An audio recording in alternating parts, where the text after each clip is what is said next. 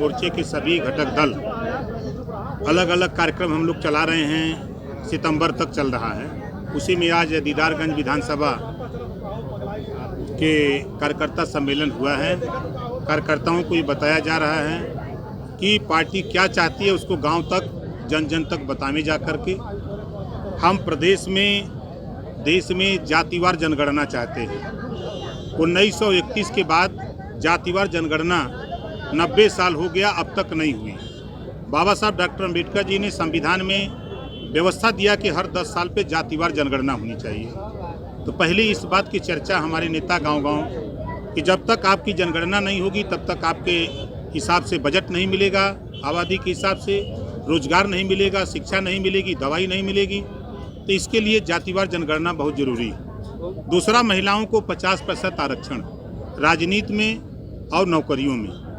तीसरा, घरेलू बिजली का बिल माफ़ करना 5 साल लगातार। चौथा, गरीबों का इलाज फ्री में 5 साल सरकार बनने पर।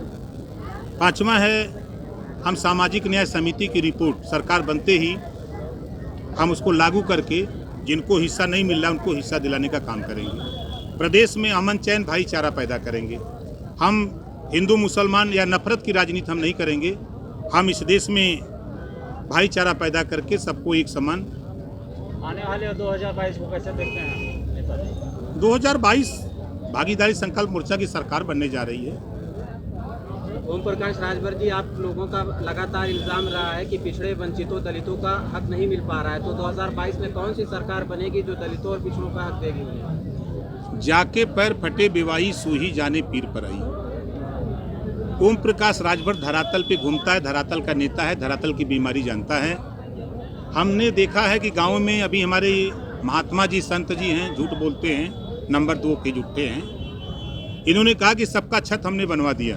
प्रदेश में नेताओं के फ्लैश के छत बना करके गरीब रह रहा है, उसके पास 30,000 रुपया नहीं है कि वो दे करके 30,000 रुपया आवास ले सके। सरकार बनते ही पूरे 6 महीने के अंदर 24 करोड़ आबादी का सर्वे कराऊंगा। जिस परिवार में जिस आवास नहीं है, गरीब है, छत नहीं है, उसका हम टेंडर करा करके लखनऊ से ही टेंडर कराएंगे। ठेकेदार आएगा, उसका मकान बना के चला जाएगा, उसको 30,000 रुपया देना नहीं पड़ेगा। सदुद्दीन ओवैसी कह रहे हैं कि आपके साथ मिलकर वो चुनाव लड़ेंगे, तो क्या आपके संकल्प मोर्चा में अभी भी MIM है या फिर आपने साइड कर दिया है मजलिस-ए-इत्तेहाद? अभी तो कल हमारी उनकी मुलाकात हुई है। अभी हम लोग मोर्चे को आगे बढ़ाने में लगे हुए हैं। आप सर समझ में नहीं आ रहा है, बीजेपी पे आप लगातार हमलावर भी होते हैं और बीजेपी के लोगों से बंद कमरे में मुलाकात भी करते हैं। बीजेपी के लोग अगर मुलायम सिंह से मिलते हैं तब तो कुछ नहीं सवाल करते हैं। सर आपका एरिया क्या है सर?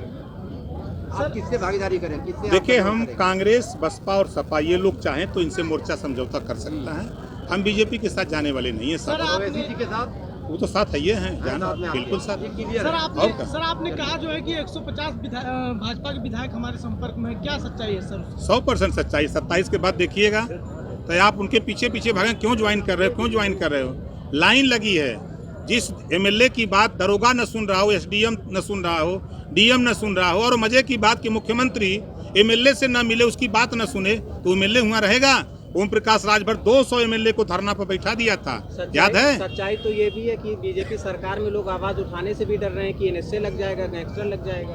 प्रदेश में 24 करोड़ आबादी में ओम प्रकाश राजभर है ना, आवाज उठा रहा है ना, माइक लगा के बोलता हूँ। विपक्ष तो डर रहा है कहीं ना कहीं। विपक्ष डरे, अरे दुनिया डरे, ये डरने वाला नेता नहीं है।